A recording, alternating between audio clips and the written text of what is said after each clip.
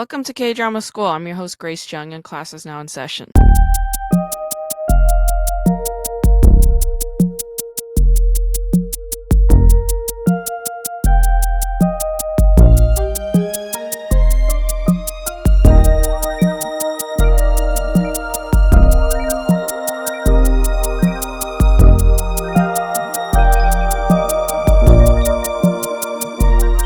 Today is Sunday, July 18th. I am recording this on July 18th, Sunday. I just got back from Portland, which is a very fun trip.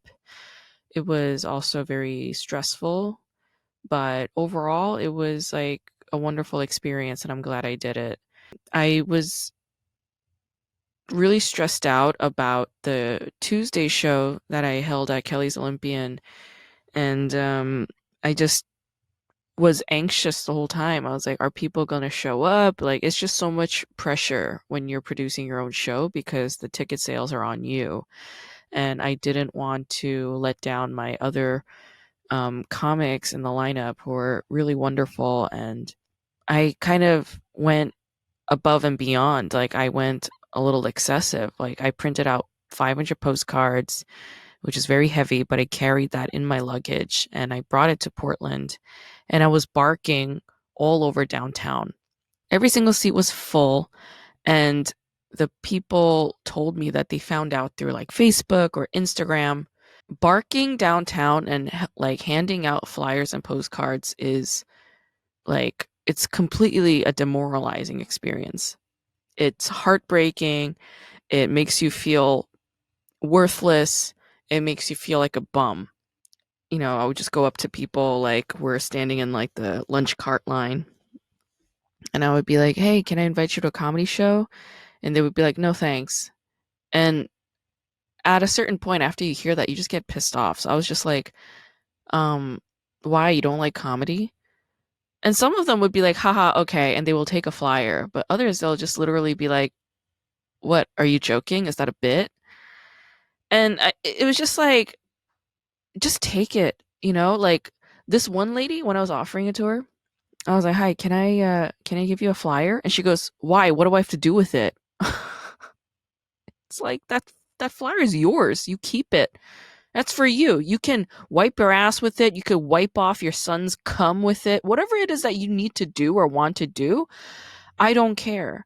It's just a flyer. You could just take it. I don't know why people are so resistant towards accepting a piece of paper. Like, the flyer wasn't obscene. It was beautiful. It was red. It was colorful. It had my face on it. It had the other comics' faces on it. It had the date and time, the address of the venue. It was just like a really nice flyer. And I don't know why people were just like, fuck this flyer. Go fuck yourself? Downtown Portland has also gotten really awful. It's gotten really disgusting, and the homelessness is just rampant there. It's gotten far worse after the pandemic, and that's been the case all over the cities. Like, even in LA, homelessness fucking got ridiculous during the pandemic. So, all I learned from it is that, like, I don't need to bust my ass and break my back and continue to be locked in a cycle of struggle in order to feel like I'm working. I am working all the time, at all times. Like, I don't need to overdo anything, you know? It doesn't mean that I'm choosing a lazy path. It just means I'm choosing a path of ease now. I want to give up this belief in the struggle. I don't believe in it anymore. I don't buy it anymore. It's an immigrant mentality, like Asian immigrants. Like, the reason why white people are always saying like, oh, Asians are such hard workers, is because Asian immigrants just believe that if they're constantly busting their ass working, that everything's going to work out. But the fact is, it hasn't worked out for a lot of us. The majority of us, it hasn't worked out. Hasn't worked out for my parents. They went bankrupt. They lost their house. My mom got a new job at the age of, 59. All right. She got a new job as a fucking employee at Wegmans in New York. Like, that was a struggle for me. Like, on the one hand, I'm proud of her. I'm proud of her because, when their business went bankrupt in 2008, like, I was really disappointed in watching my mom just remain stagnant and not really make any moves, even though she was able-bodied and has had a citizenship at that point and she could work. Like, I was just really disappointed in seeing her kind of be afraid and not make moves. But she worked it out. She gained experience by working at the Javits Center, like with this like poke bowl business thing and selling kimchi and doing her thing. And Wegmans hired her. I'm sure she's like the oldest employee there. She said at orientation there were all these teenagers, like doing summer job orientation, and she's this old woman. And it breaks my heart that she needs to do that, but I also know that she does need to do that.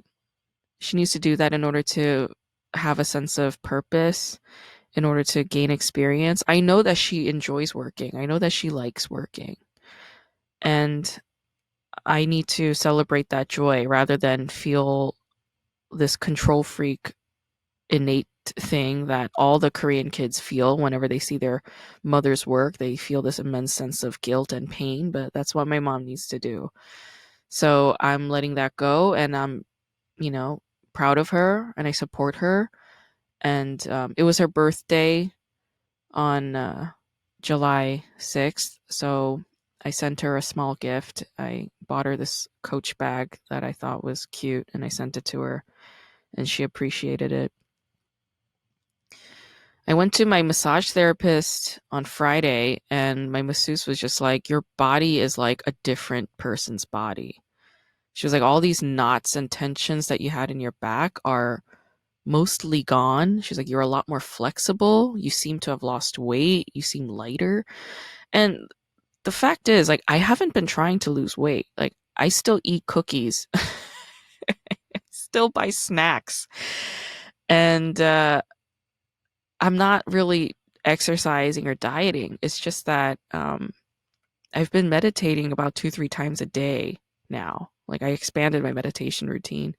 I'm doing EFT, which is a form of it's a form of trauma therapy, I guess. I've been doing that. And I think that's been radically transformative. I've also been having more episodes of Deja Rev. It happened to me twice, once last week and again this past week in Portland. And I don't know, like right now, I'm at a point where I'm just like, okay, this is like cool shit that I'm seeing. This is like a cool gift that I have where like my dreams and my future kind of align at times. And it's just like this kind of coincidence event.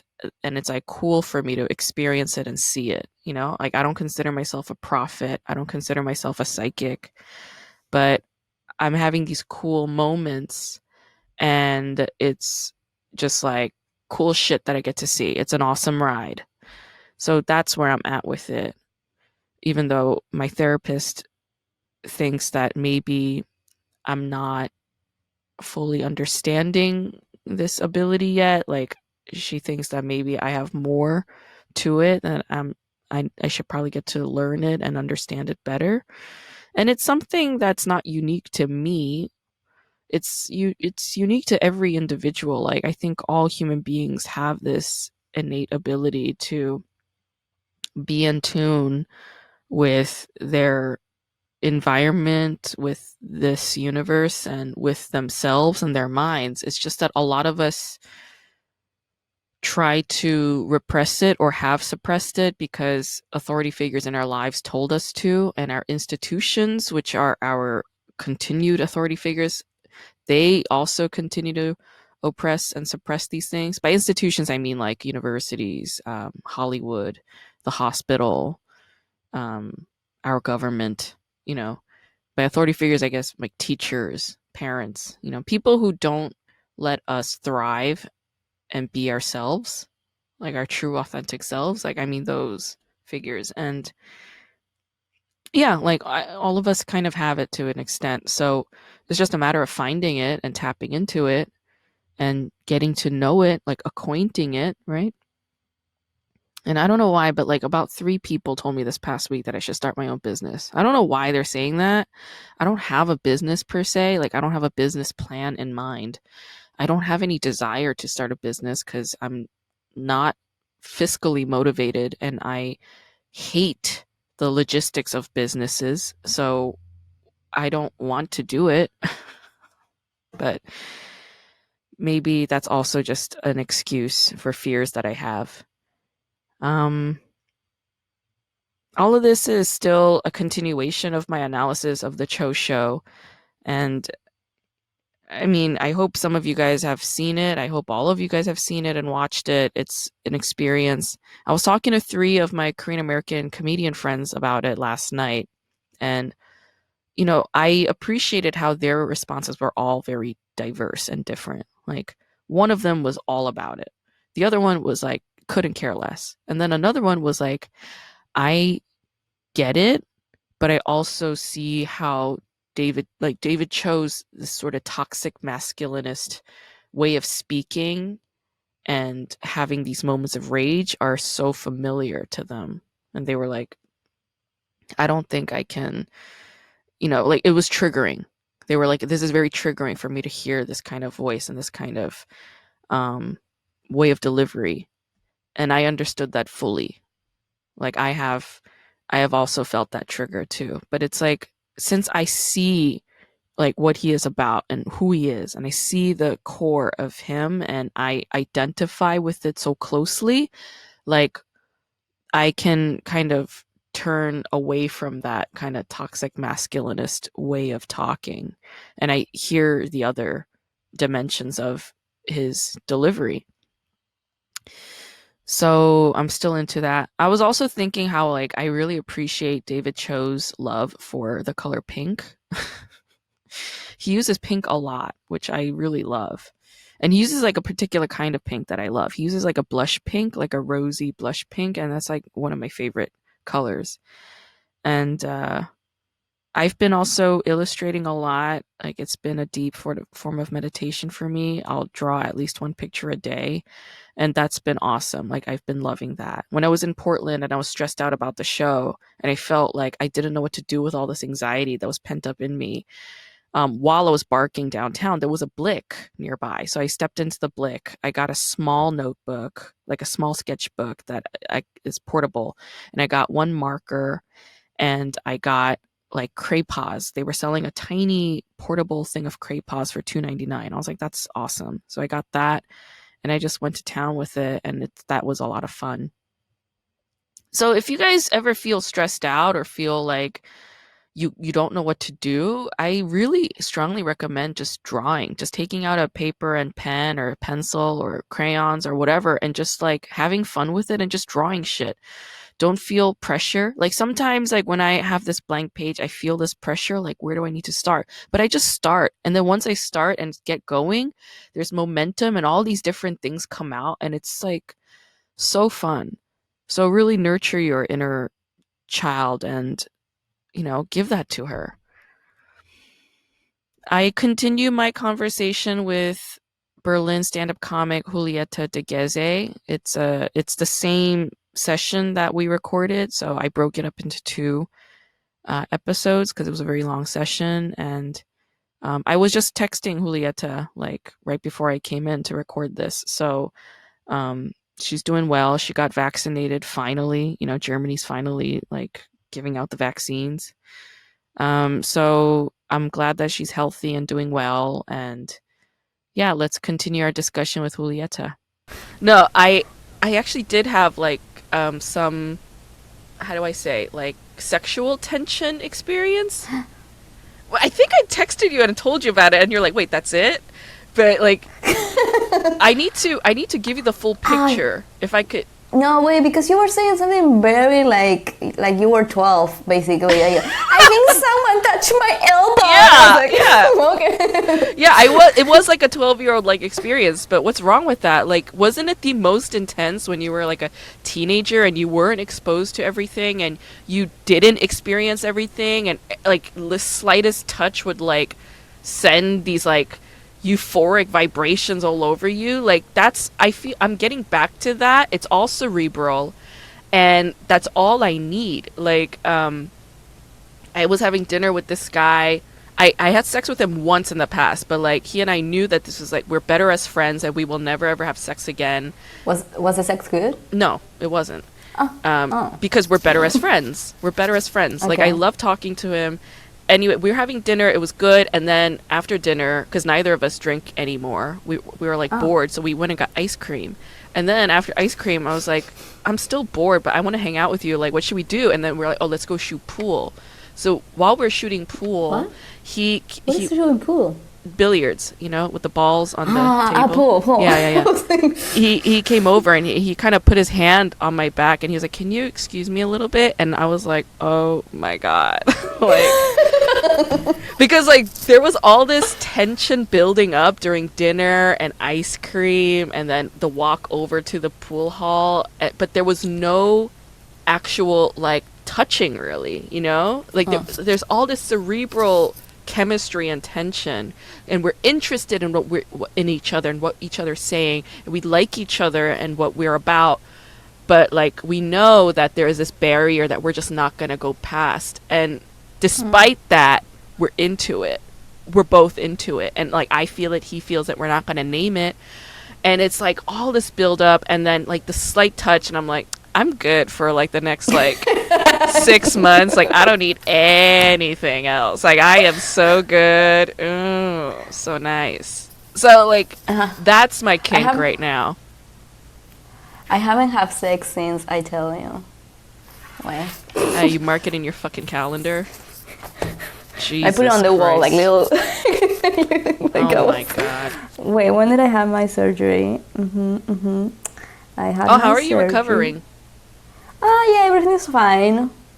Everything's good down there. I could use it if I wanted to, but I need to get this shot. Yeah. So before I get the shot, I don't want to have sex. Yeah. So it's been more than a month. And I'm back doing sports, so that so that takes a bit of the edge. But it's funny because like I told the guy that I sometimes I see that I'm not going to have any sex until I get the shot, and that will be in like early August, blah blah blah. And then he's like, okay. Then after like we hang out, but then like I stay over, but of course nothing happened, and like the next day we went to the lake, and it was super nice and everything. That sounds very intimate. Yeah, and then he's like, why are you so cold to me? And I was like, well, let me explain. So if I start touching you, I would like to have sex. And I cannot do that, so I'm trying not to touch you. Right. And how did he take that? And then he's like, oh, I understand it, but I don't. Like, it's so funny, because he's always says, like, I understand that you cannot, but why don't you do this? And I was like, well, is he German? No, he's British. But it's funny that... God. But it's funny because British are like a bit colder, than usual. Far more. Yeah. Yeah, but it's funny. When I meet some guy that I'm physical with, I always take a long time until I get like adjust and I can actually touch them. Yeah. It's weird. Like I always giggle a lot and blah blah blah, and I'm like nice, but it takes me a long time. And then he's like 30 minutes. Like forever.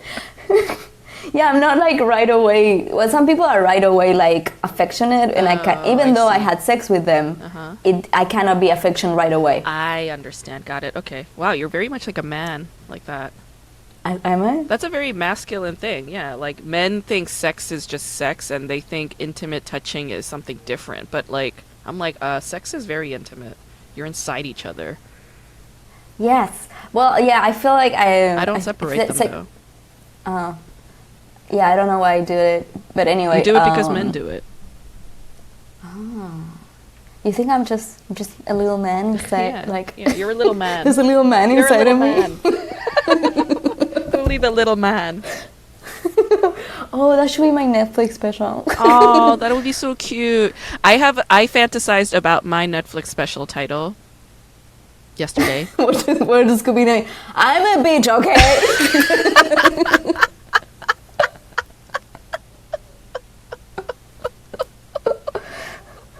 It could be. No, but if I were to name it, I want to name it Nuna, which means big sister in Korean, but it's like how men address women. Big sister, Nuna. How badass is that? Oh wow! I know. I did. I was like doing the park comedy mic of like Pascal. Who? Pascal. Mike Pascal. Pascal. No. I did the comedy open mic of Pascal. Pascal. Remember Pascal?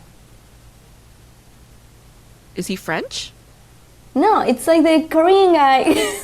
Awesome Korean guy. Oh my God, Pascal Haspaga. Yeah. Yeah, genau. I know him. Yes. Oh my God, how is he? Such a bitch. He's like has a lot of facial hair going on right now. Oh, good for him. He's trying to be more mask. Good for him. Yeah, I didn't know that was possible. And I know, because he's like 11. Yeah, I know. And then I got there, and then Simon is his partner in the mic, and then he's super nice. He's like a Spanish sweet guy and whatever. And then they were like, "Oh, we saw that in social media. You were in Argentina recently," and I was like, "Yeah, my dad died." How did they take it? And they were like, huh? and then Pascal was like, "My dad died with a heart attack, and I had to do CPR on him." Oh my God! And I was like, "Oh my God!" I was like, "You win!" Like, yeah, he fucking won that. Jesus. Yes. Oh, and wow. I was like, "Did it?" Yeah, and then he told me that he did CPR on some other guy and didn't work out because he had like a huge sausage like on the. He was choking. He was choking and blah blah blah, and then they couldn't figure out. And then when the doctor came, he took out the sausage from the. And I was like, "Wow, you're not really good at CPR." Yeah, he's not. You're supposed to sweep the mouth. I learned that in middle school. You're supposed to sweep the mouth. Ah, really? Yeah, with your fingers to make sure there's nothing blocking the tracheal, whatever. Yeah. Ugh. I did CPR, and then the teacher was like, "No one that you do CPR is going to live." Yeah, unless they're like a baby, somebody really small. I was like, she's like, "Do it hard," and I was like, oh my God, even that noise sounds like bed springs creaking. It's awful. How was the show, though? So that was fun. It was like very full. The thing is, I was super uncomfortable. I'm very uncomfortable right now doing comedy. Okay. I'm getting used to people looking at me. I'm like, I was in a room for like a year or something. Yeah. And I was the only one looking at myself. I know. So it's weird. And then you're like, okay, let's improvise a little bit, blah, blah, blah. And I was like, oh no, I improvised being racist. I don't know how I did that. Yeah. And I was like, whoops. Yeah, so it's not being like super fun. I'm being like, what am I doing this? I need to like be better, blah, blah, blah. But I have a show on Friday that I'm really looking forward to, but I have to be like... Is it Shawnee Moffat's show? Yeah. I love her. You're gonna do great. Yeah, but she's going to put me first, so I'm like, fuck, first, without a break, and people getting drunk? You can do it. Like, Juli, you hosted so many times. Always walked in cold. You're gonna be fine. You know exactly what to do. You do. But sometimes I feel like I'm like, why am I like? When I do things, I'm like, is this the first time I'm doing this? I should know better. But anyway, that's anxiety talking. It's all in there. You see, it's anxiety. My therapist was right. She was right, but it's anxiety. But like anxiety is just like the clouds that cloud your vision. They're not real. Yeah. How are you writing new jokes? Because I kind of want to like change the direction of, like, I want to talk about grief. I think it's a bit soon to talk about grief or whatever, but like as a, I don't know, I wanna.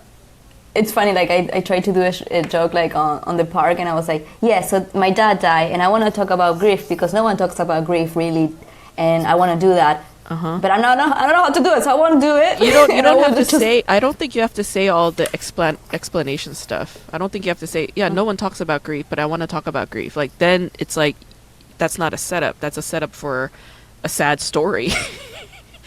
Okay. What you said in response to what Pascal was asking you, like, oh, you were in Argentina, like, like that could be a great opening. It's like, my friend was asking me, like, about my trip to Argentina. He's like, oh, you were in Argentina, like, how was it? I was like, it was great. My dad died.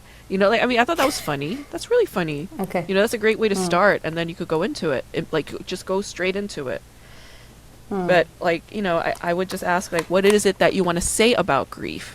Like maybe make a bullet point list. What is it that you want to say? Yeah, grief. What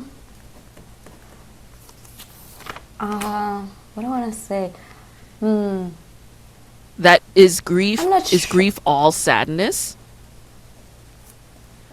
Because like you were grieving, but you also had some really lovely moments in Argentina, didn't you?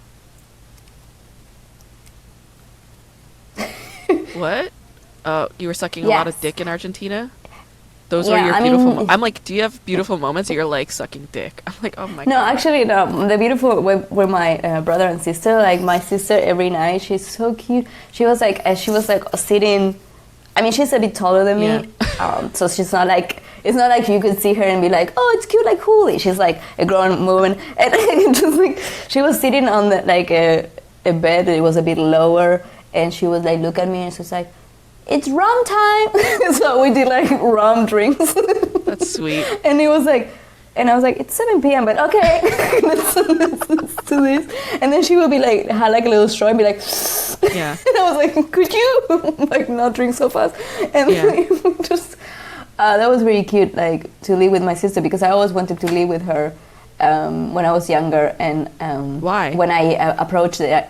I don't know. I just wanted to always be like, she's 5 years older than me. And when I was like 20 something, I was like, hey, can we live together? Like, just like get an apartment and live together. And she was like, no. That's a funny story too. Be like, I know I always looked up to my older sister, who's 5 years older than I am. And when I was 20, I asked her, I was like, what's your sister's name? Sol. Let's say. Be like, Sol, I would love to live with you. Can we live together? And she was like, no.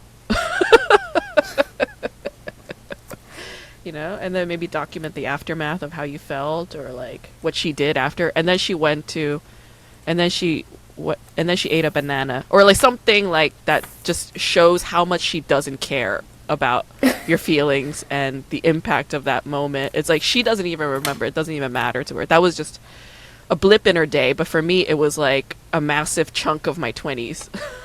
Like it took me 9 years to get over that. No.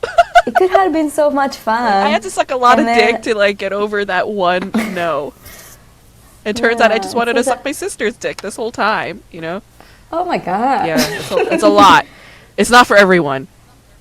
Yeah, it's funny because right now she's like, you want to come to America and live with me? And I'm like, oh, now you want to live with That's funny too. Now you want me to go to the shitty country. That's yeah, the shitty country. That's all of that is funny. Yeah, now that she has a kid, she has children, right? Yeah. Now that she has kids and a husband, she's like, oh, you want to come live with me in fucking Minnesota? Where it's colder than Berlin. So cold that the Germans move there, That's the truth. There are a lot of Germans in Minnesota, yeah? Really? Yes, a lot of Germans moved to Minnesota.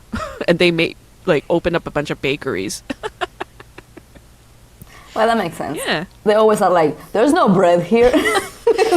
This is France. There's a lot of bread. Yeah.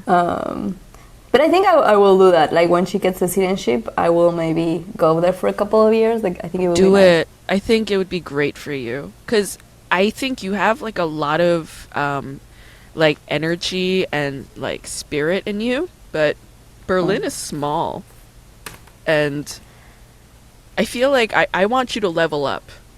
I want you to level up and rise up, you know, to meet where you're at, which is like you're at a higher level, you know?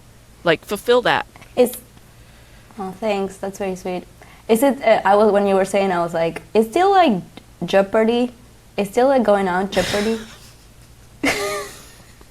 Because I would like to be a Jeopardy guest, like one of those. I'm like telling you to cubes. level up, and you're like, is Jeopardy still a thing now that Alex Trebek is dead? Can I be a contestant? No. You're like, what is Fulbright? Oh, I could be the next Alex Trebek. Alex Trebek's I could dead? be the next Alex Trebek. Yeah, yeah. Minnesota will be good for you. Yeah, maybe going to New York or LA will be too fast. Like, yeah, Minnesota's good. That's a good level to start. Oh no! You're like, I want you to be great, but there's small place that you don't get. It's close to Canada. I know, I'm okay? like, you need to rise, you need to level. You're like, is Jeopardy? I want to be on a game show.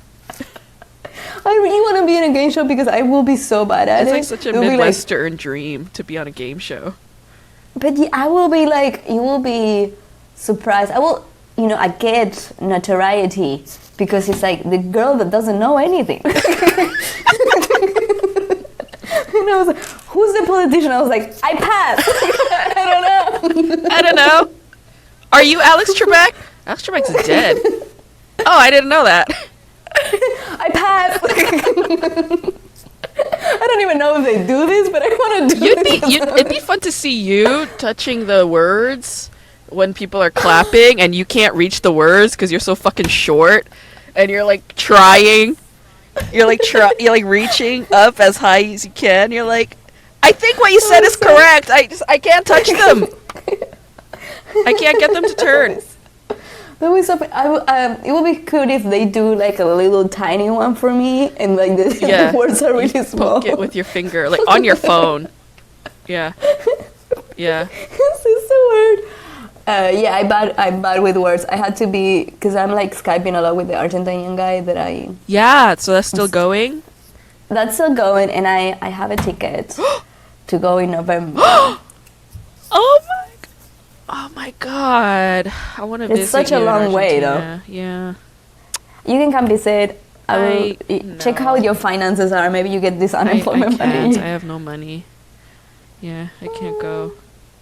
Well, I will be back in February because my sister is going or whatever. So maybe we can. Oh, that'd be cool to meet in the coldest month of the year in Minnesota. Yeah.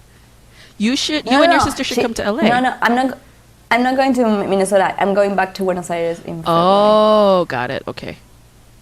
Got it. It's going to be warm. It's warmer there, right? In Buenos Aires in February? Yeah, it's a different... Far warmer than...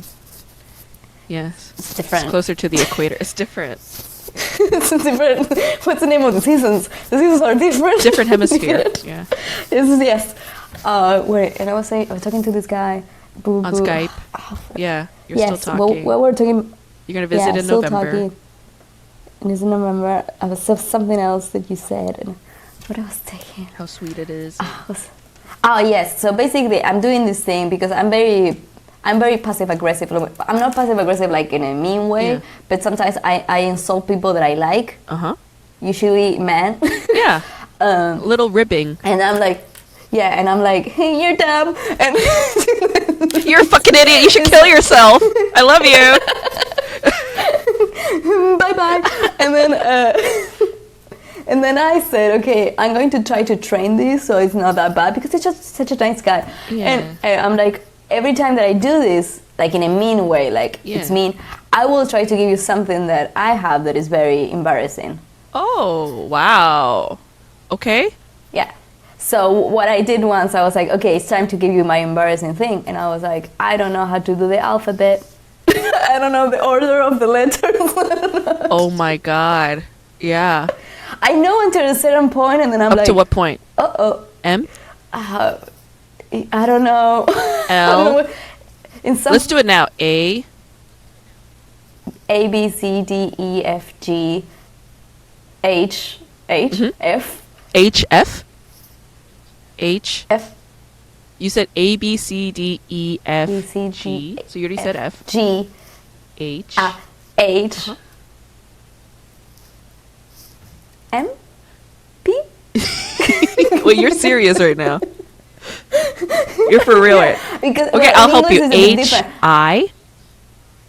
Okay. And after I. M.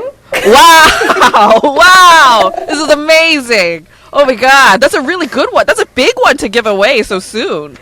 Wow. Well, yeah, but then we did it together again because every time that you say that to someone, they're like, "Let's see it."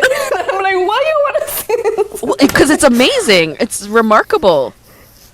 No, the thing is, like, when I learned it, I was like, well, you know what? I don't want to. My laziness started very young, It's not and I gonna was help like, me you know, in I don't life. want to learn this. It's not gonna help me in life at all. Like, I know how to do words. It's not important where they're anyway. I could write them out. Yeah. Who cares about the order of the words? You're right. It doesn't matter. I know, right? It was important when I started to learn German, and they were like, first lesson, let's do the alphabet, and I was like, no. Not the alphabet. I never learned it. I never mastered it. I'm 30. I never learned it. I never. Oh my god. That was funny. Oh my god. Yeah. Okay. We have fun with that. That is pretty fun. I like that game. I mean, it's a lot, you know, but it's like it's the kind of game that would be fun if there's a lot of trust there, you know? Yeah, I think I want to be more vulnerable. Yeah, more even vulnerable. though I cannot say the word. Yeah. I need to be more fluffable. Yeah, more fa. More JM. Yeah. What is JM? You're so funny. Is that in A, B, C, D, E, F, G, You want H, to say it? F? Oh, gosh. Yeah. What's after I F? know that- M? Oh, wow. Okay, yeah. Sure. P, Q, blue, plee. You know, like, I know it.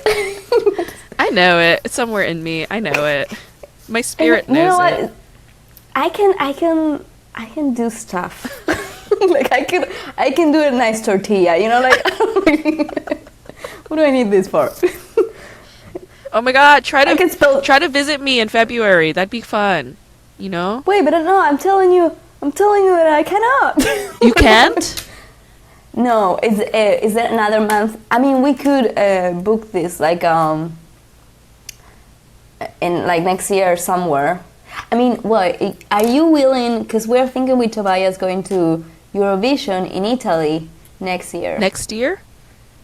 Yes. Would like to? I mean, I did tell him. He's like, we're not going to get any tickets, bitch. And I was like, well, we could try. We could just go to Italy. I don't know. Going to Italy with you two sounds like a lot of fun. But I don't want to go to Eurovision. I have zero interest in it. It doesn't interest me in the least. Oh my god, that's why. It's because I'm not European. It's like telling me you're gonna take me to a soccer game in Italy. Like, I don't care at all. Are you going to love it? Just like watch the Eurovision. No, it's so embarrassing. It is so embarrassing. I'm sorry, I can't do it. I find Eurovision a movie. so embarrassing. I find it completely humiliating. I can't do it. That's why fucking Will Ferrell made that movie, to make fun of it, basically. Oh, but it was so sweet. Oh god, I thought it was like a shit show, but alright. I mean, it was funny. Oh, no. Parts of it were funny. I don't remember a single thing from it other than how embarrassing it was. Oh no. I was like crying. I was like Yeah, not at all for me. I was just like, this is not my cup of tea the whole time while drinking tea. Oh, wow. Yeah, I was like, I don't like this. Okay. Well, okay, we could organize some. Maybe I will try. I could go and visit my sister. Yeah. I guess in some point in next July or August or something. Yeah. And maybe that works. July, August in Minnesota is good because it's warmer. Yeah. Yeah. Yeah, and then maybe I can go and visit you. I mean, we did talk to my or sister. I could visit like, you in Minnesota. That's no problem. I've never been to Minnesota. I've always wanted to go. You never been? No. I mean, my sister has a big house, so. Okay. I mean, she did tell me not to, because one time I had a friend that you had sex with in her house. No. Oh, okay. No, I did.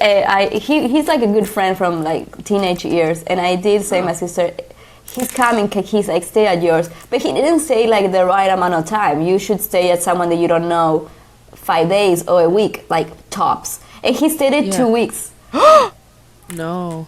That's too long. Overstaying the welcome. Yeah. Yeah. But I'm sure you're welcome. They have a basement, so we. They have a basement that they could kill you and bury you in. It's gonna be a nice time. She has a nice boyfriend, and I send them. I send him. Well, I send them together like postcards because I have a bunch that I send them. And I send him like, hey, I know that I don't know you, but I'm really happy when I do. Like, I hope you're happy with my sister and you make her happy, so I'm happy that you're there. Yeah, that's really sweet. Yeah, he broke a foot. I don't think he's very clever. I don't know how he did it. But Well, I mean, you broke your vagina. I mean, I didn't break it. You didn't break it. No, it's very. No, it's. How did he break his foot? I don't know. I didn't ask. I was like, I just sent this emoji, like, you know, the emoji like poop. Like, I just So, yeah, I didn't ask, but my sister sent me like an audio the other day, like it was very late here, and she was like very monotone voice, like, so, someone had an accident in front of our house, and they were pretty fucked up. And I was holding their head. I'm covered in blood. And it was like a guy on a motorbike. He didn't have a fucking helmet. Yeah. And then like his leg was all crushed. There was like a little toe like somewhere. Oh my god. Yeah, and she was like, I didn't know what to do, so I was holding his head. And I was like, oh, that sounds intense. That's a lot. Yeah. Yeah. Yeah. A lot of Americans ride bikes without helmets on. That's insane. It is, but, you know, Americans are out there. We're out there, man. Is that a way of saying we're dumb? Yeah. We're out there. Oh, next time I see someone that is dumb, I will be like, "You're out there." And I know you're being so American right now. You're being woo. If I say that, they will know that I'm telling them dumb. So yeah. Wasn't that like a thing in like Europe where people kept saying like insane things are very Texan? They're like, that's so Texas, man. Like, you're being so Texas right now. Whenever they say something outrageous or crazy, they'd be like, that's very Texas of you. That was like the insult in Europe, really? like about 10 years ago. Yeah. Oh. God, these Americans. That's something I'm coming to terms with. I'm like, I can't really be friends with people who are originally from Texas. It's like, it's a lot. It's too much for me. I need to love them from a distance. Is Nashville? That's Tennessee. Oh, okay. They're close. I mean, they're in the South. No, okay. I was just checking. Nashville's okay. I like Tennessee people. Okay, they're good. Great. Yeah. It's cool. I'm like trying else to. on your chest that you want to get off? Like how you're coping with your father's death? Is that all right? It's alright. Like, my therapist said that it will take longer because like I'm abroad, so like my life, it's without him. It's like I have a normal life. Like, even though when he was alive, my life was not entrenched with him. I see. So it will happen that I will be like doing something that remind me of him, and it will be like, oh, my dad. So right. I will, so that's why the process is longer. If I would be in Argentina, it will be a bit. The first year is like the most difficult one. Yeah. But I'm like, okay.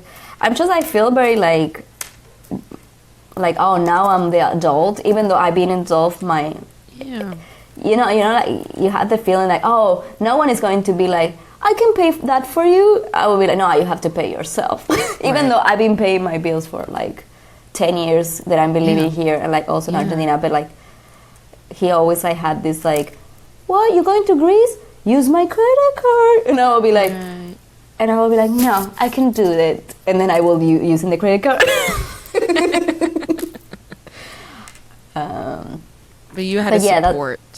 Yeah, that kind of thing. But it's okay. It's like, I mean, everyone goes. I'm surprised of like hearing so many people that like lost parents. Their fathers. Like, yeah. Like, did you talk to Christoph Schmid?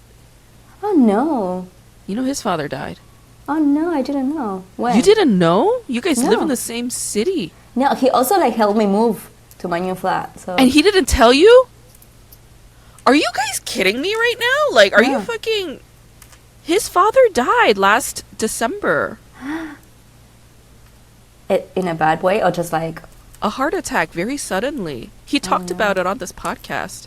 Oh my shoot. God. You guys need to talk. Yeah, I mean, Yeah. he's a very quiet person. He's very quiet.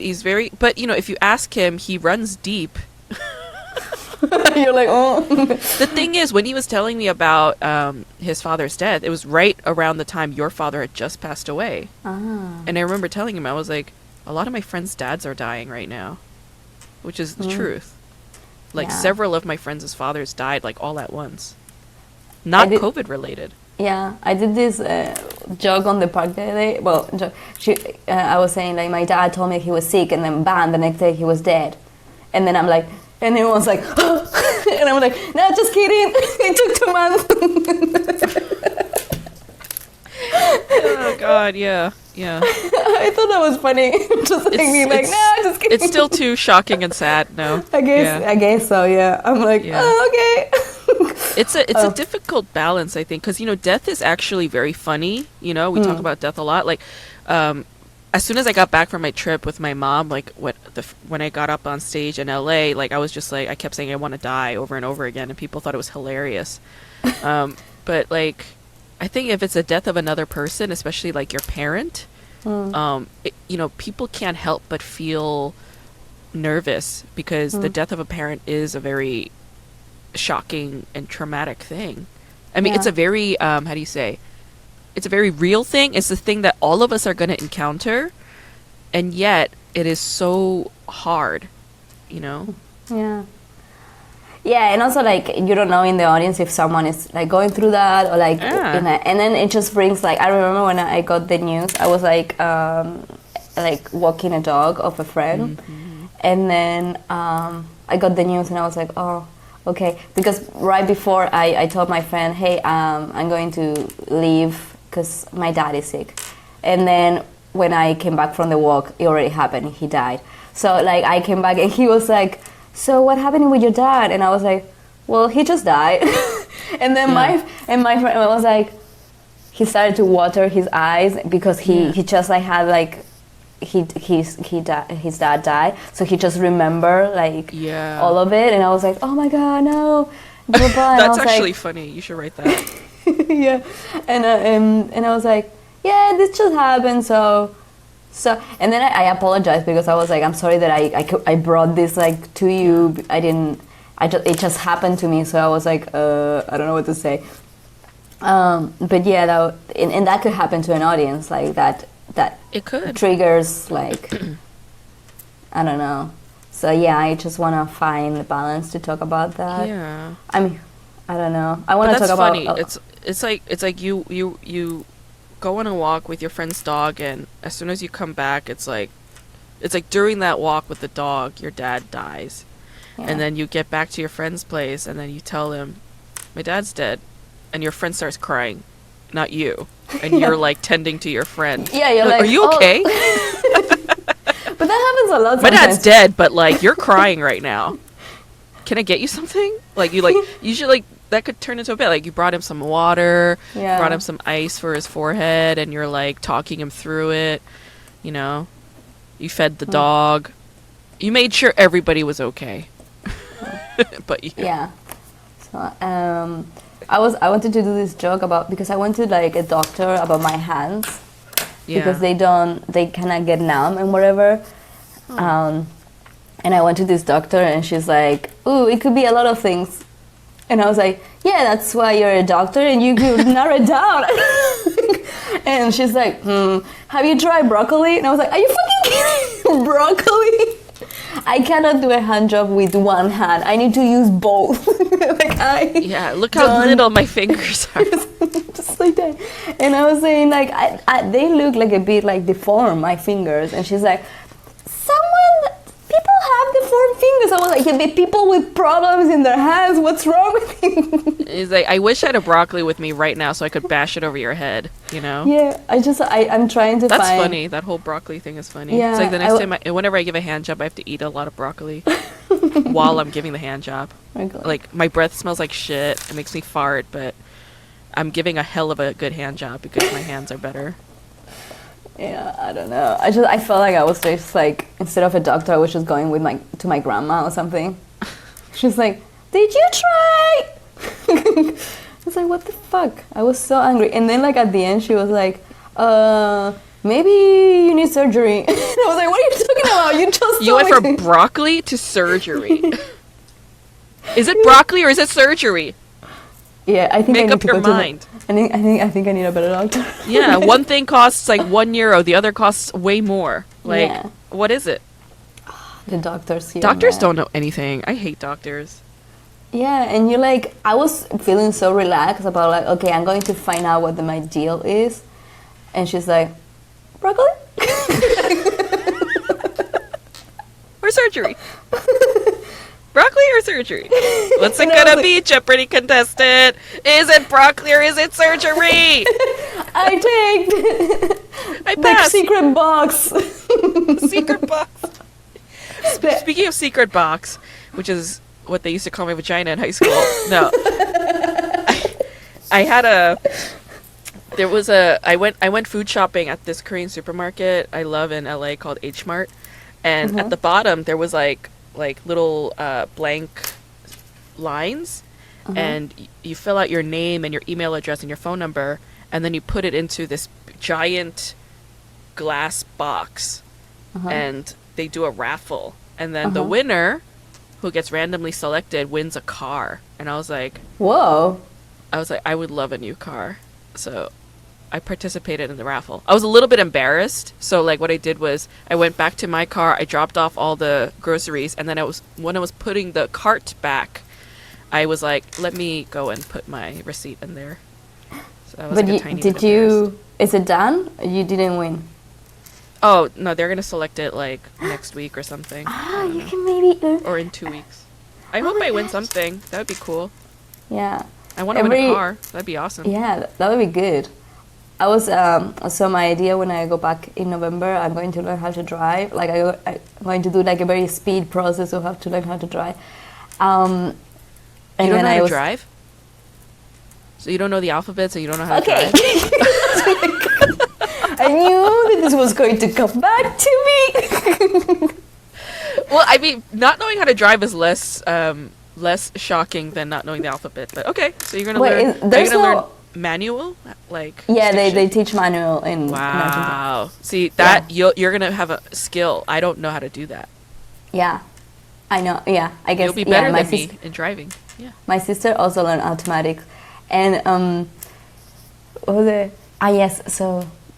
My brother has a car, and I was like, well, I could practice with your car. And he's like, by the way, it's our dad's car, so it should be from it's everyone's for the family. I mean, it's his like personal car or whatever, but I was like, I need to practice. And he's like, I'm not going to give my car to you. And I was like, well, I could buy you one if I break it.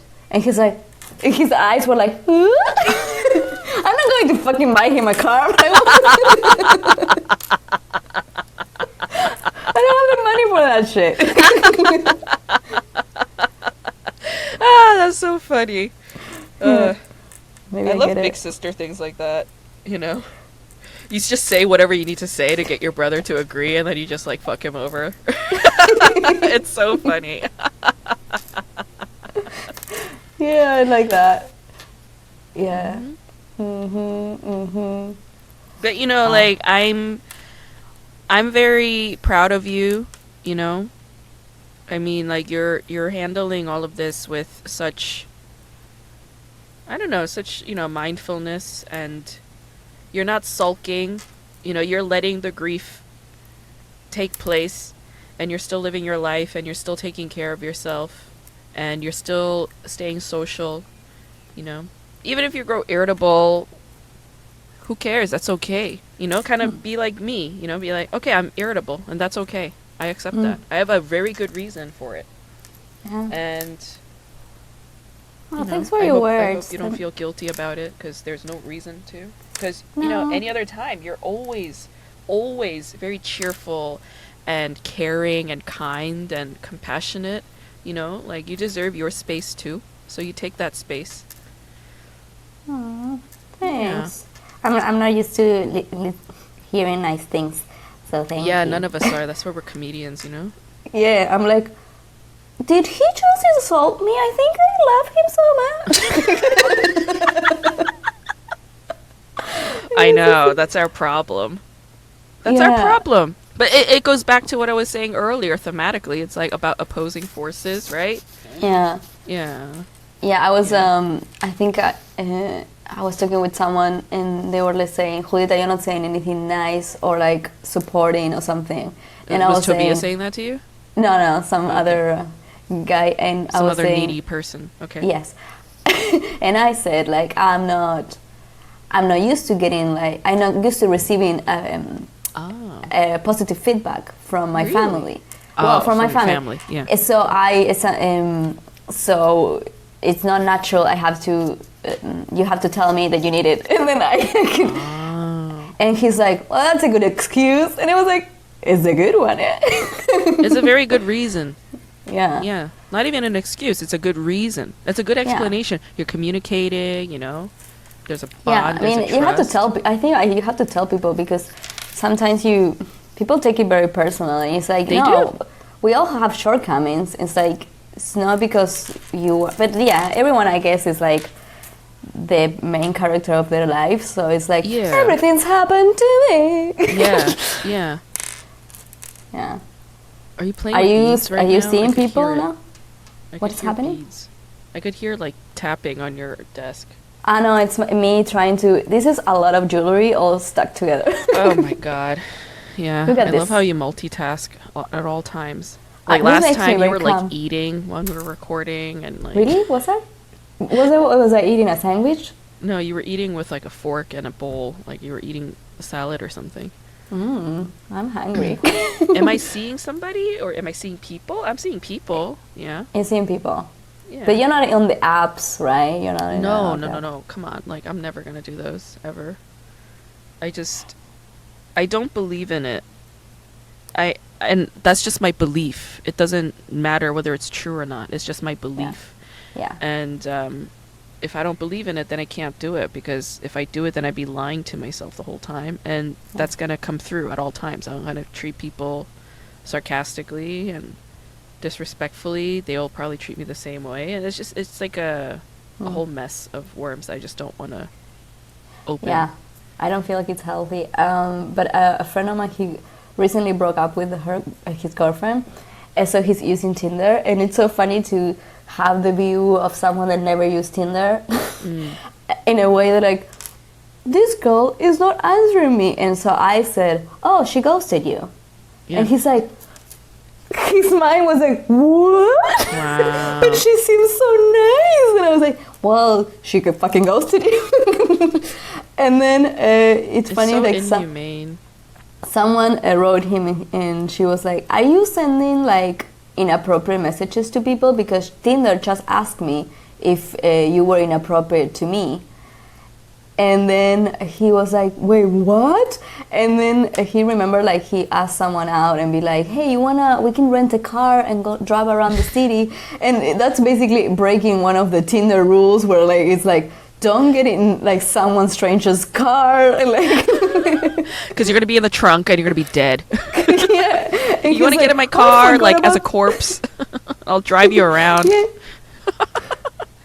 I actually have a scary story related to that. You want to hear it? What, you have it? I have well, it didn't happen to me personally. It happened to my friend's friend, but it's a very scary story, and it happened in Korea.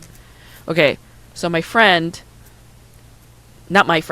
friend, she got into a cab very late at night in Seoul, and the cab driver was like driving, but he took a weird route, like a weird turn somewhere, and she was like, "Mister, like, why are you going this way?" And he was like, "Shut up."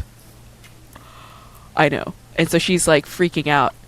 And this was like before, like, 3G cell phones and 2G cell phones. Like, she didn't have Wi-Fi service or LTE, none of that shit.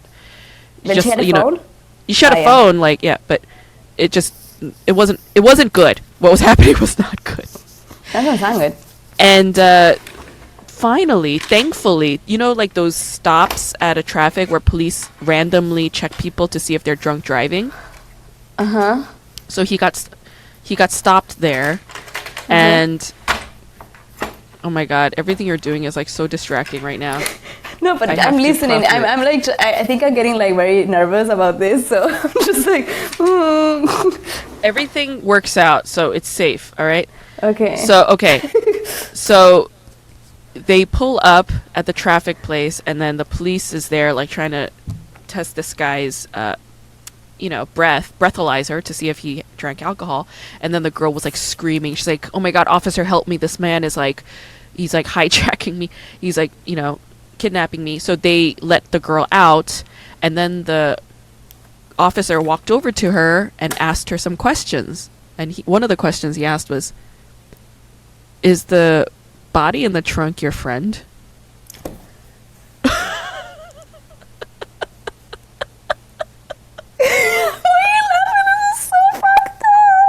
It's so fucked up. And this wasn't like an urban myth or an urban legend. Like, this happened to my friend's friend. Like, my friend, her friend told her that this happened to her. And So I wait, was so scared when she told me this fucking story. So basically she took a taxi and the guy killed a passenger or something. There was like a body in the trunk the whole time. But was it a female?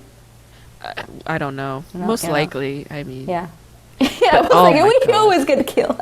Yeah, women. It's usually women who end up in a trunk of a random car. Yeah.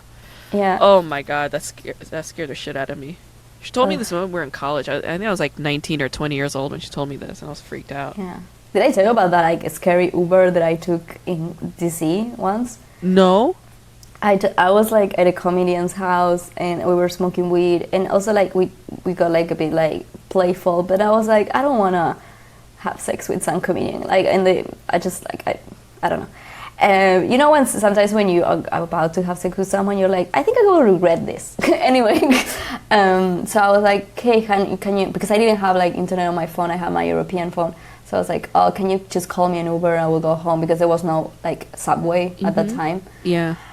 And I was going outside of DC. I was going to my sister's, and he's like, yeah, I call you an Uber. So he called me an Uber. I go down, and the moment that I open the door and I close it, he's like, oh, you're pretty. And I was like, oh, and then we start doing it and like going on the road, and he was always asking, so you have boyfriends, so oh, you're so beautiful, and blah blah blah. And he couldn't stop. He fucking didn't stop. And I was like, I don't know what to do. He was just hitting on you the whole time, aggressively. The whole time. And I was like, okay, I need to pretend. And so I pretended I was calling my sister. I asked him, like, so how long do we have until like I get the destination and blah, blah, blah. He's like, oh, this long. And I was like, oh, great. I just told my sister that I'm coming and blah, blah, blah. And then when he started asking me about boyfriend, I was like, yeah, I have an American boyfriend. So he's great. He's amazing, because I made it up. He has a really big dick, too, and he's really strong. He'll kill you. He'll take a shovel and murder you. He's next to me. He's next to me right now. That's funny. Don't you see him? Isn't he handsome? Yeah. Yeah, so I did a bunch of stuff, and then I was like always saying like how long we have and blah, blah, blah. And I could see the GPS was not moving, so I was like, oh, the GPS is not moving. Huh, that's strange. And then, so I was trying to sidetrack the conversation to be like, let's stop talking about me and my dating life. I was like, hey, let's talk about you and like what you do and blah, blah, blah. So my whole energy was like, there's people knowing that I get to this point, which is not true.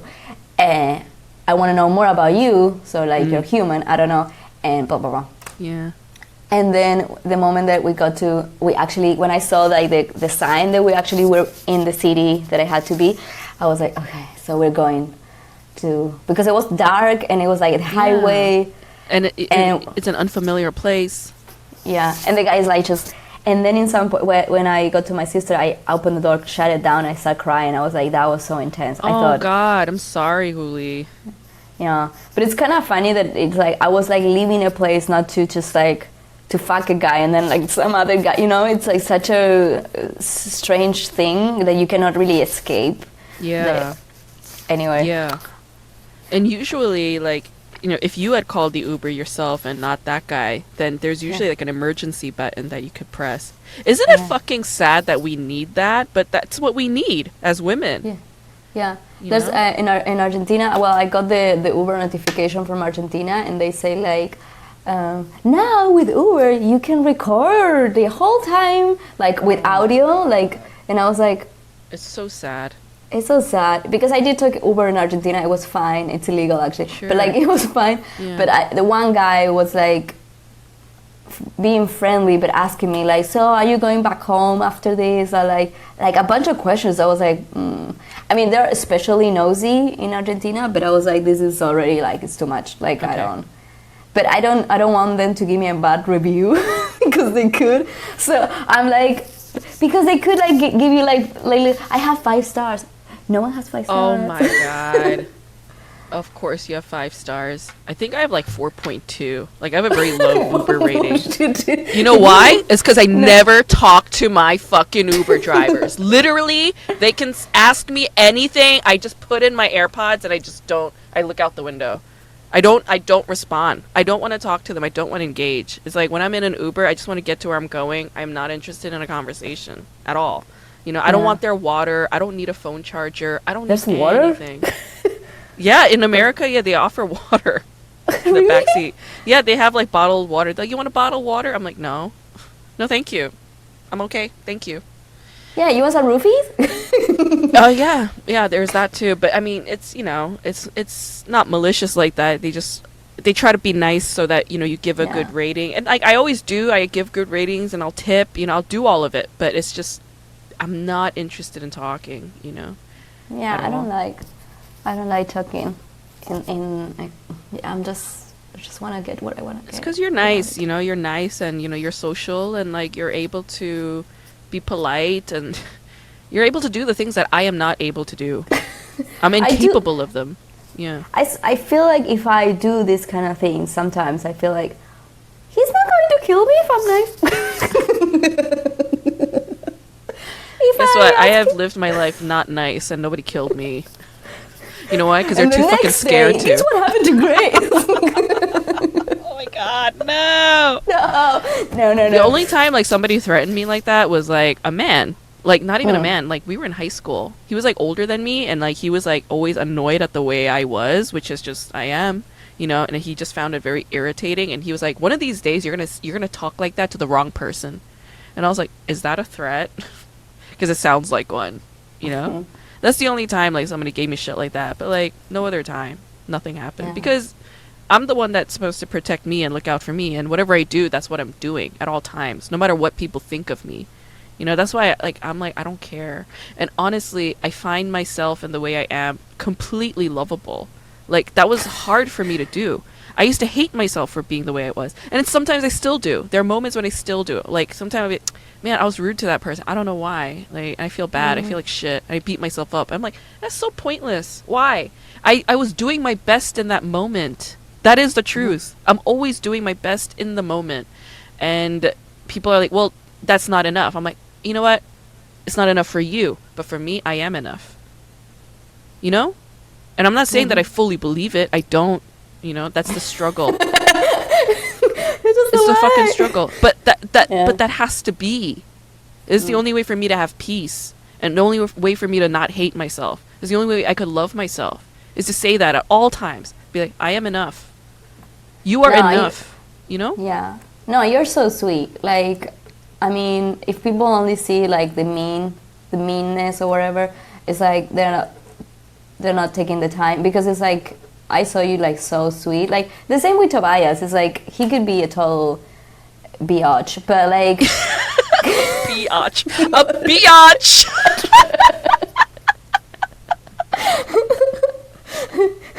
Yeah, he can be, but we love him. We love him, and we hear what he's saying, not in literal terms. Like I hear the other side of what he's saying whenever he says those things that he says. Your whole closet move. Did it? It was my microphone and my laptop. Yeah. Okay. Yeah. I mean, yeah. People sometimes are so superficial. Yeah, and they have the right to be. We don't always have the time, all the time in the world to get to know every single fucking person. I'm not one to speak. I judge people off the cuff. I judge people, very quickly. Did you judge me? What did you think of me when you saw me? When I first met you, I was like, who's this person who's ignoring me? You were sitting in front of me, like right in front of me. You were sitting the closest to me, and you were doing what you're doing right now. You were like touching stuff, moving stuff, like setting things up, and I was like, hi. I was like, hi, I'm Grace. And you were like, hi. I was like, what's your name? And you're like, oh, I'm Holy. I was like, oh, okay, hi. And then we were cool afterwards, but like, yeah, I was just like, man, she is so busy. Yeah. I just like when I think in my birthday picnic last year, we got with Tobias. Tobias was the first one arriving, and I arrived at the same time, and I put the thing, and I was like just like putting the hummus and the chips, and I was like, why you just chill the fuck? And I was like, no, everything. I was like, no, everything has to be organized. Yeah, because it's part of my thing. Yeah, it's part of your thing. But I was like, I do this thing where I like sometimes I feel like I'm invisible. So let's say I was like one time I was having sex with a guy in a hostel. Wait, hear this out. Maybe that's why I was like, no one is seeing me right now. Like we're having sex, but he doesn't see me. Yeah, we were fucking, and then like some guy from the reception came in the room and said like, to our faces was like, the late checkout is almost done, and he was like okay. Inside of you. No, I think I pulled him out and I just sat down, and but then and he's like okay, and then the guy left, and I was like, do you think he saw me? And he was like, yeah. You guys talked. Yeah. You conversed. It was funny. I was like, maybe he didn't see me. Oh my lord. Oh, that's funny. That's funny. No, it's like, it's even funny, like, you know, like, I'm talking to you, you're talking to me, like, we're not talking to anybody else. We're just screen, and you're like, whenever I'm like telling a story, you're like browsing the web, like no, like this is how I get focused. This is if I do something else that it requires like visual attention, then I can hear you better. Okay. I love that you're like, this is BS. And I'm like, no, it's true. Well, it took me a moment. It's kind of like, it's similar to like the guys that where you give these explanations and they're like, I don't understand it, but okay. No, but let's say like if you're doesn't happen to you that someone is telling you something, you start like drooling like on a paper. Yeah. Okay, this is kind of like got the it. same. I understand. I understand. Okay. Yeah. Thank you. Just so you know, I drew this penis shape while you. Just kidding. I just did it. Okay. You have okay, to that know? helps. That helps a lot. Thank you. Yeah, sure. It's just, you know, it's like it's hard for like people who have that. It's a trauma disorder. Do you know David Choe? It's actually pronounced David Che, but everybody mispronounces as David Choe because it's spelled Choe. Is he like a famous? He's a very famous painter in Los Angeles. He has a show called The Choe Show on FX and on Hulu. And it's such an intense show. So he's the artist who did the mural at the Facebook headquarters. And after he did the mural, they asked him, they're like, do you want stocks or do you want a payout? And he was like, I want stocks. So he got stocks before Facebook blew up and went public. And then like overnight, David Choe became like $200 million like richer. Yeah. So in his show, he interviews other celebrities and they go very deep. They get very vulnerable and they talk about their childhood traumas and they talk about like what drives them artistically. It's like an amazing show. And he talked about how when he was 4 years old, like, so he's the middle child. He has two brothers, one older, one younger. He's the middle child like you. And he was sent away when he was 4 years old to live with his grandparents because his parents couldn't afford to take care of three boys by themselves. So he's always had that trauma, like, I can be sent away at any time. And that never goes away. I understand that perfectly and crystal clear because when I was 4, the same exact thing happened to me. My parents were like, no, I was like younger probably. I was like 3. My brother was born and I guess he was very sick. Like he was like a sickly child when he was a kid. And my mom I guess was overwhelmed with having two kids, like an infant and a young baby in the house. So they sent me away to my grandparents' house. And, even though my grandmother is a very loving woman and I will always feel deeply connected to her, I still felt so scarred from that trauma of being sent away at such a primal age where you need to be close to your parents. And that's when your consciousness is developing, your awareness is developing around that time. And I will never forget that memory, that pain. It's still here. As I'm talking to you, it's very, very, very raw. And so I understand this painter and like the chaotic life that he lived, the rage that he feels, the wound that never goes away, and how he tries to confront his parents about it, but they can't face it. His mother can't face it. My mom can't face it.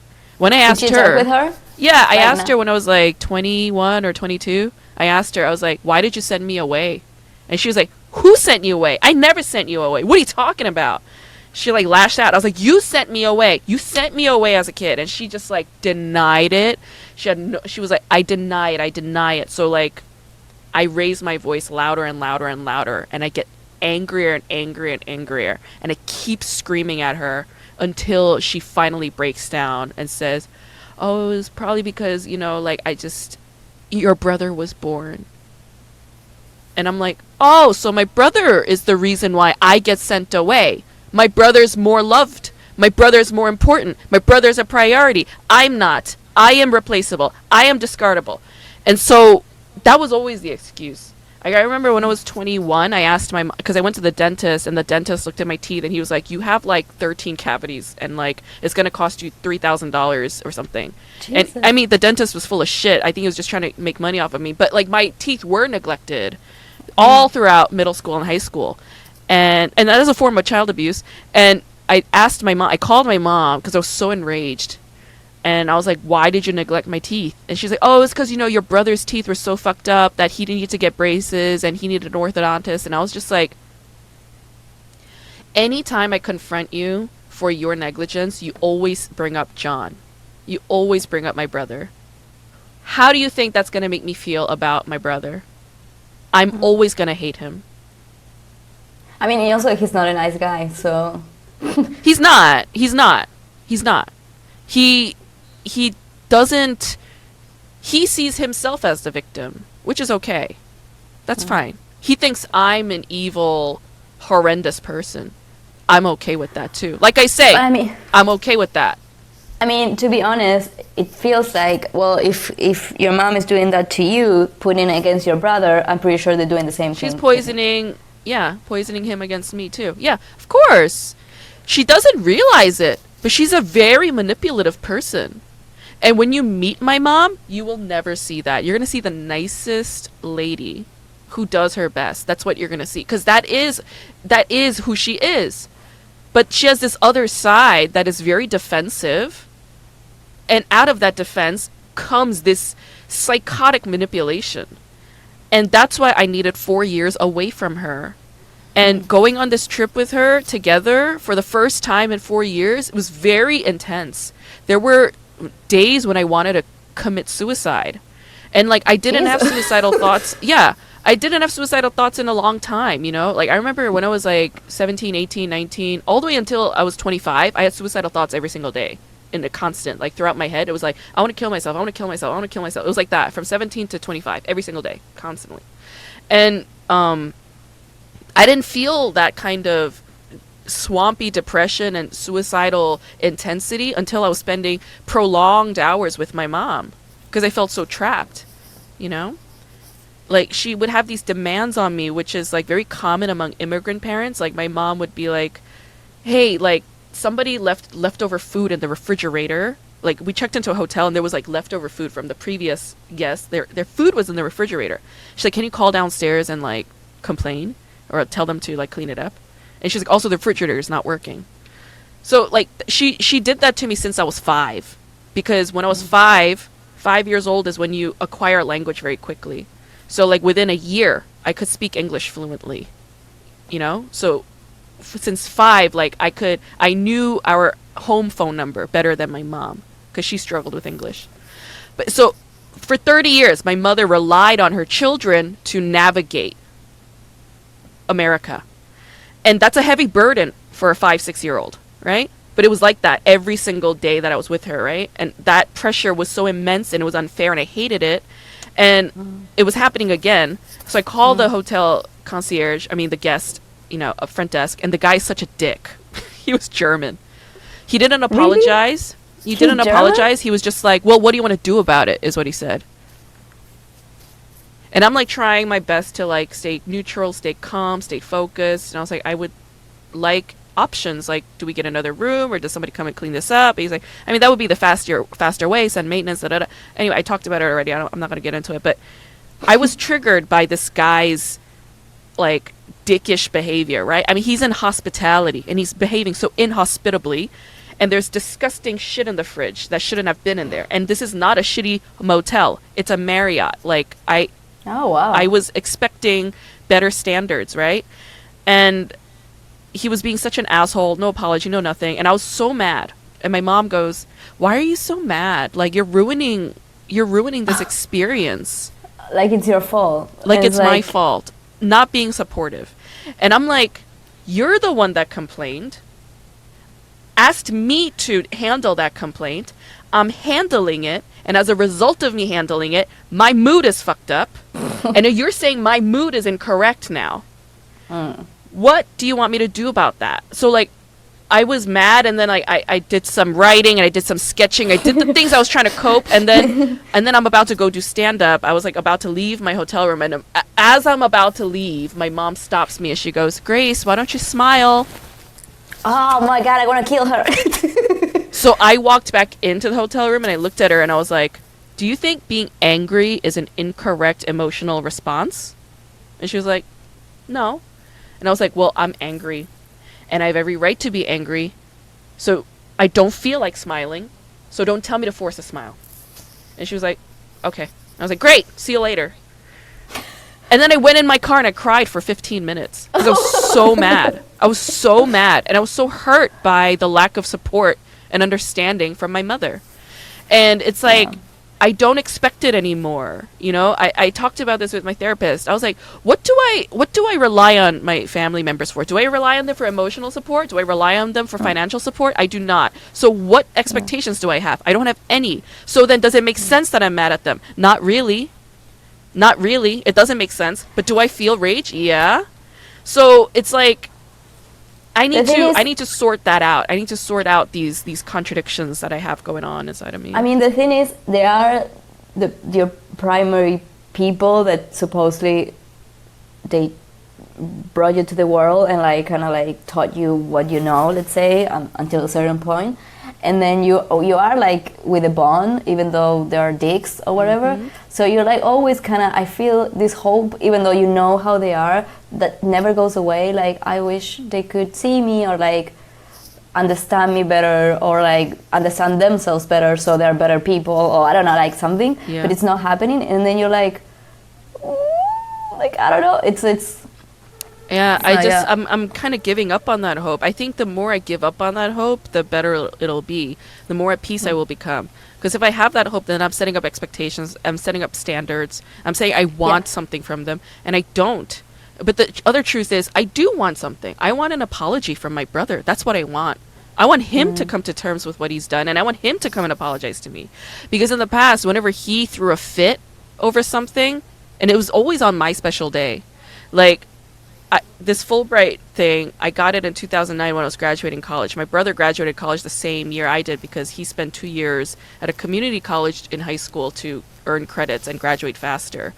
And I was graduating and I got a Fulbright, which is a very prestigious thing, and I was celebrating it. And then my brother lost his iPhone, so he threw a big fit about it. He pushed me, like he was like being a psychotic that day. And I called my dad and I complained, and my dad said, what do you want to do about it? Like, what do you want me to do about it? Like, shut up, basically. And that caused this friction between me and my dad. And my dad was like yelling at me when he got home. And then he was like saying how disappointed he is in me and da-da-da. And I was like, I don't care how you feel. He's like, it's not very holy of you to call me on a Sunday. I was like, fuck you and your holiness and your God. And then he hit me. He smacked Yeah, my you told me face. like And then he grabbed your face. Yeah. grabbed my hair and then bashed it against the basement concrete floor, gave me a huge concussion, and my mom was trying to get him off of me. My brother is sitting upstairs, not caring, and I'm like, this domino of bad energy of events happened because my brother lost his iPhone, and that's all he could think about. That's all he could think about. And I reached out to my parents for help, and they told me to fuck off. And then they injured me. I mean, there's always like in families, like every family member has assigned part on the family. So there's always like, let's say, I guess your family is seeing you like the black sheep. I'm the scapegoat. So everything bad goes to you. I'm the scapegoat. Yeah. I'm the reason why everything's wrong. I'm the reason why nothing is perfect. I'm the reason why the family is broken. I'm the fault. I'm the fault. They give me that information every single time I see them, and it makes me not want to live. Remember, like, that was a joke I said. I was like, I didn't see my family in a few years because the last time I saw my family, I lost the will to live, you know? And that is the fucking truth. I wanted to kill myself the last time I saw my family in 2017. You know why? Because my brother was throwing a fit. In 2017, I finished my doctoral comprehensive exams. That's a big step. It's a big milestone for a PhD candidate. And I went to my mom and dad's house for the first time in like a year and a half to celebrate. And I just wanted to have dinner. That's all I wanted to have with my brother there. And my brother kept nagging. He was like, we need to leave at 8:30. We need to leave at 8:30. I was like, can we just like, for once in like 11 years, you know, Dad and I are not yelling at each other. For once, like, we're not fighting. Can we just have a nice dinner? Or you could just go. And he was like, I told you from the beginning that I need to leave at 8:30, that my wife needs to go to work. And he like threw this huge fucking fit. And then I was like, I don't know. I was like, this is psychotic. He said, my wife always complains about you. I looked at his wife. I was like, oh, is that true? Do you complain about me all the time? So he's like spreading his shit, right? Spreading. And then I was like, when I was like, oh, damn, is that true? You know what my brother does? He grabs my shoulders. He's like shaking me. He's like pushing me towards the stairs to push me down. I think it's not, I mean... It's like whenever I have something to celebrate that's good in my life, that's an achievement, he needs to go and throw such a fucking hysterical fit that it destroys everything. It ruins everything. It's like he wants to bring you down. He wants him to be the center of attention. Because he acts as if he doesn't. And then and you know what? Guess what my parents said to me after my brother leaves? My parents go, Grace, why are you like this? Oh, I'm the reason why. I'm the problem. I was like, you know, all I wanted was dinner with my fucking family. I feel like that's not a lot to ask. No. I mean, no. But apparently it was too much to ask. I mean, yeah, in that family, yes. Family. I mean, I used to like so I have my younger brother and my sister. So in my family dynamic, my mom used to be the scapegoat thing. So because she is a certain way, she's very abusive. So so we were like kind of giving like to her. Yeah. And then when she was not in the picture, I will become that person. Oh, interesting. So if I was like just alone with my sister and my brother, I will be like, oh, they would pick on Juli, Juli, you're dumb, or like whatever, blah blah blah. And you're dumb. So they always say stuff like, my brother always, every time that I say like a story or whatever, they were like, oh, that's so stupid, like that's boring. How, that's not even a story, like okay, so they're abusive towards you. Yes, but like with the years we change as humans, and like now I can verbalize like this is bothering me, and like please stop doing it. And it really are like, I feel like right now we have like the best relationship that we... That's good. I'm happy to hear that. Yeah. So it's just like a lot of talking and like a lot of talking. Yeah, you're right. Yeah. But you know, it's like for me, like I just feel like with talking, I repeat myself. all the time. I mean, those people are not, they're not going to listen to you. Yeah, I feel like they're incapable of it. Like my dad, Yeah. I for sure gave up hope, 100%. Yeah. I gave up hope. Like I saw him in May. Did I tell you? I drove upstate to visit three friends, like one at 10 a.m., the other at noon, the other at 3 p.m. And then as I was coming back down, I was passing my parents' house, so I left the exit, and then I got to their house, and I called my mom, and I was like, is it okay if I see you for a little bit? And she's like, yeah, come in. And my brother was actually living downstairs with his wife and his newborn kid. And I didn't know that. What a loser. Well, I mean, it was because of the pandemic. I guess they moved in together. And my mom was like, oh my God, like, you know, I'm so happy you're here and blah, blah, blah. And my dad was like, oh, okay, I'm glad you stopped by.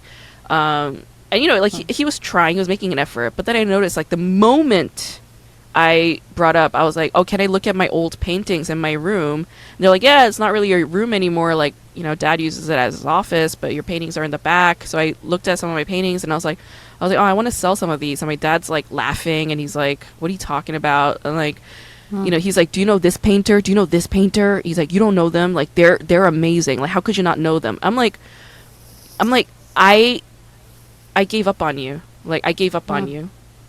You know, like, we haven't spoken in 4 years, and this is like how you're gonna talk to me. Like, I gave up on you. I let go of any expectations and standards of you. Like, this is how you are. This is who you are. That's it. Yeah, but like, even though you come to terms with all the stuff, like words, like words, it's still like a way of like, you know, it's like a little, I don't know, poop that hits you in the head, and you're like, I don't want to even. It's annoying as fuck. Yeah. I don't want to be around any of that shit. I already have enough of that shit inside of me to harass me on a day-to-day basis, which is them. What do you think? What do you think it came from? Like, it came from them.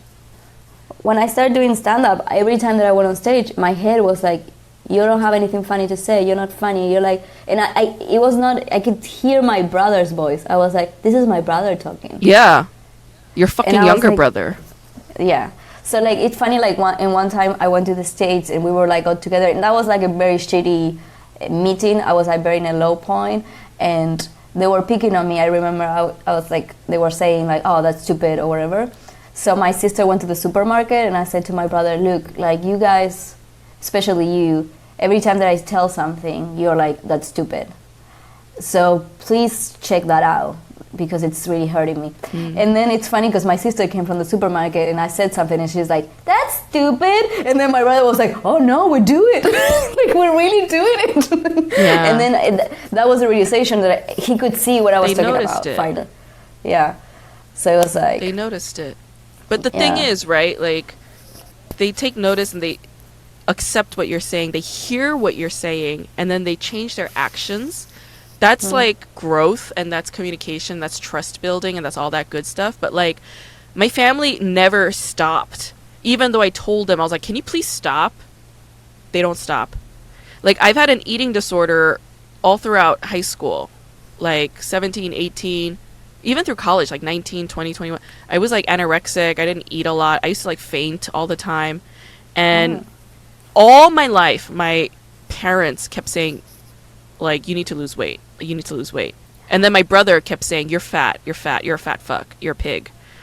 And in my mid-20s, when I got that office job, I did put on weight. I put on like 30 pounds because I quit smoking cigarettes, and that's going to make you put on weight. And I was also sitting at an office, a very sedentary job, and I was stressed out. I was drinking a lot.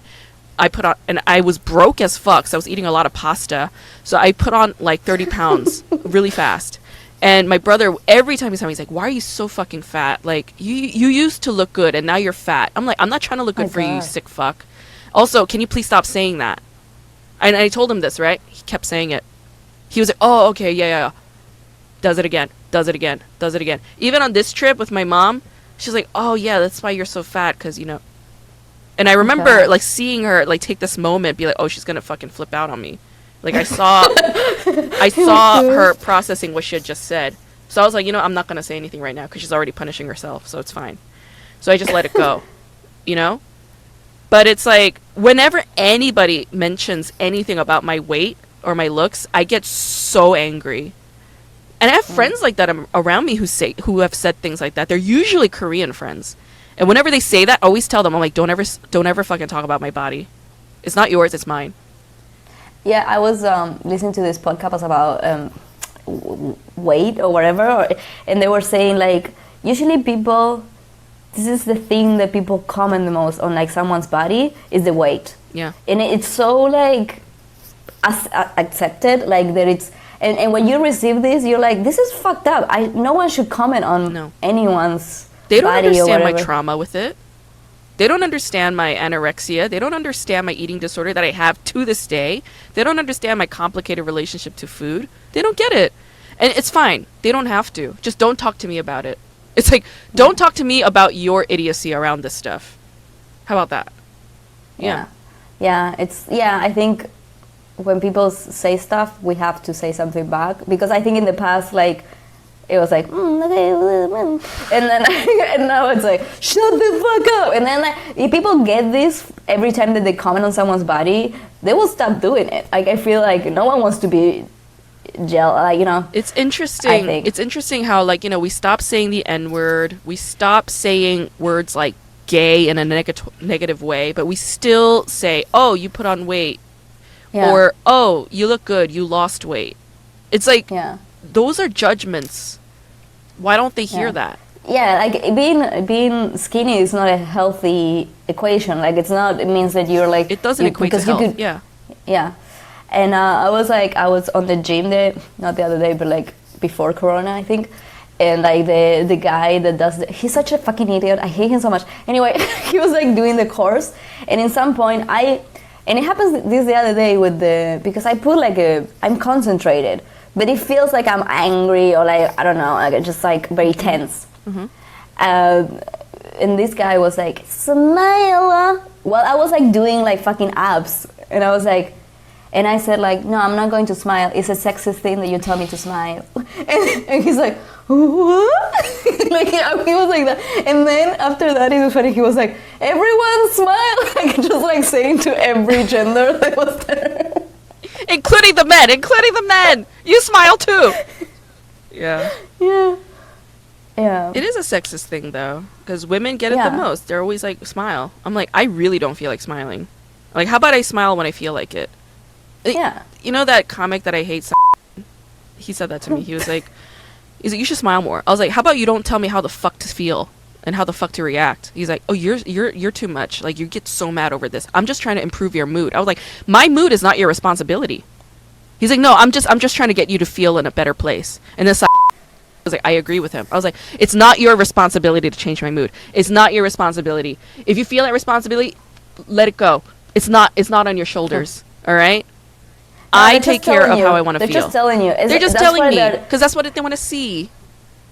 They want to see me smiling at them. Oh my God. I wish I had your boner in my smile right now. I wish your dick was in my mouth right now to keep my lips up. It feels weird when you smile. Put your dicks. I don't believe. Put your dicks in me. Hook them up. So they can smile all the time. I did have like a colleague that she told me to smile, and sometimes I was like, don't fucking tell me what to do. And she's like, Don't tell me what to do. That's funny. That's a hilarious response. Hey, why don't you smile? Hey, how about you don't tell me what to do? Don't tell me what to do.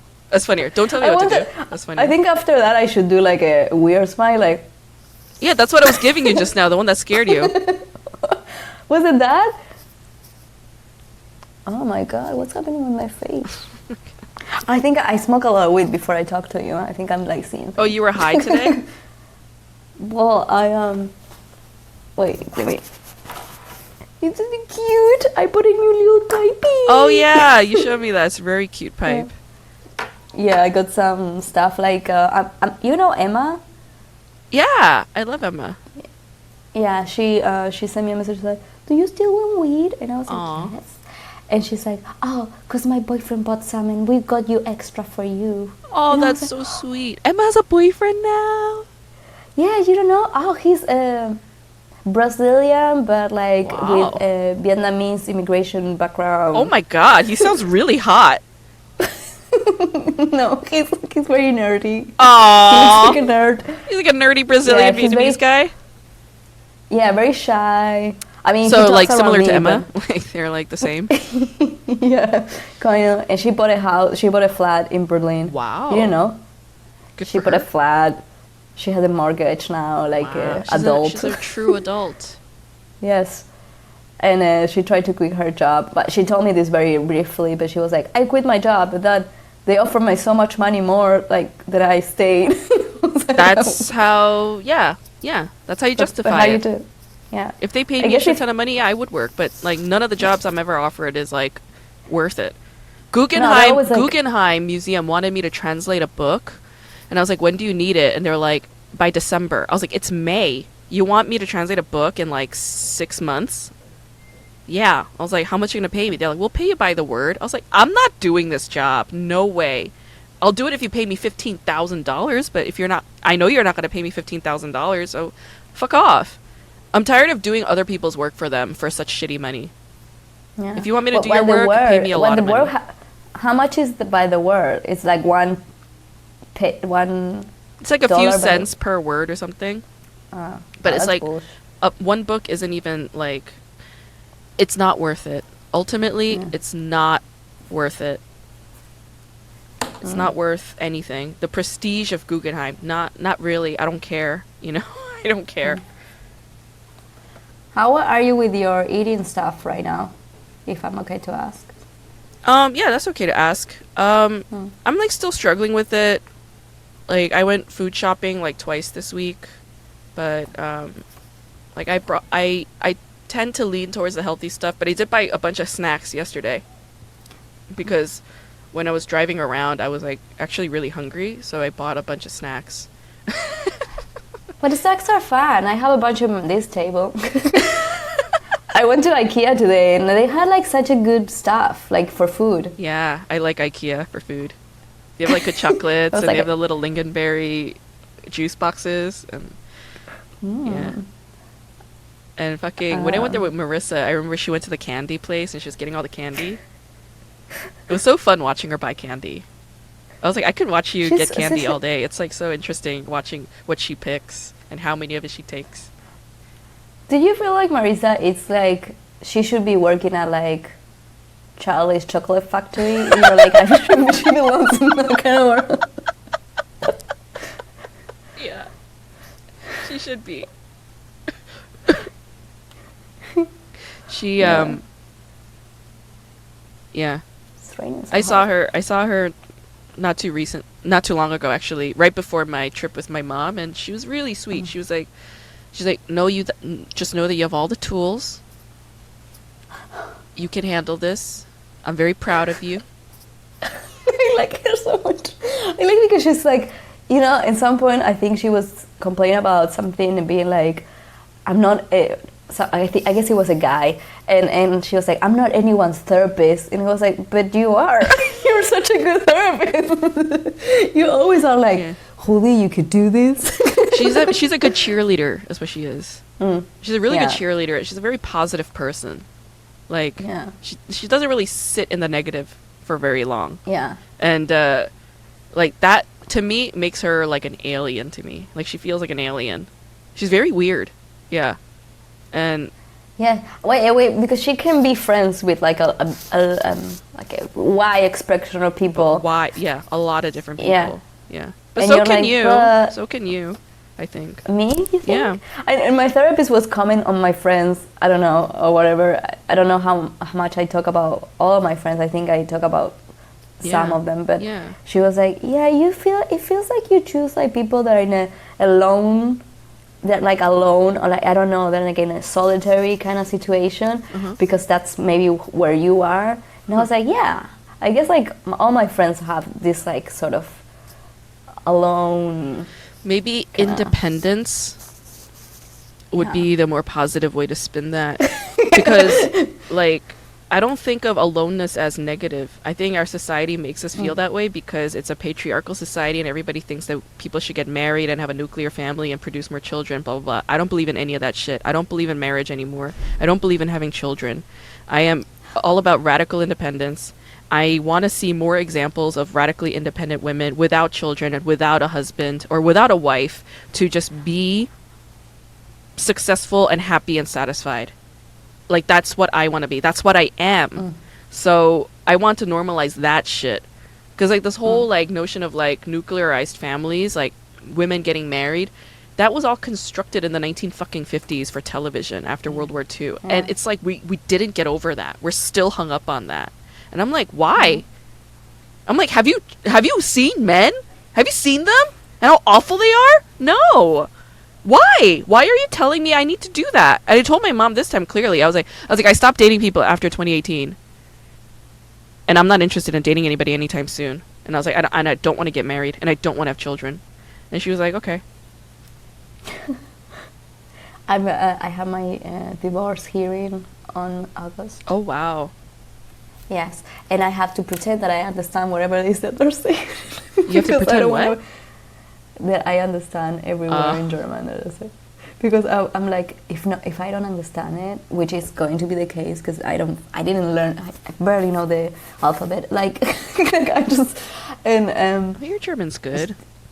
Yeah, my German is good, but like, if they speak too fast, also like I didn't learn, how you say, law German. Like I didn't learn that. If they're going to speak super fast. Do you have a lawyer? Are you going to go with your lawyer? Well, no, I don't have a lawyer. My ex has a lawyer. It's not a big.